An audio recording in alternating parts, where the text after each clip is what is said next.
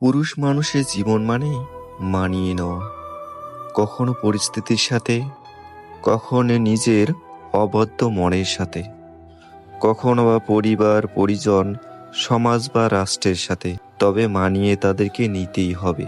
পুরুষের জীবন সংগ্রামে চলার পথে তারা কখনোই ক্লান্ত হয় না। তারা ক্লান্ত হয় আপন মানুষের আঘাতের কাছে। পুরুষ সবসময় অভিনয় করে যায় সবাইকে খুশি করতে, সবার মন জোগাতে।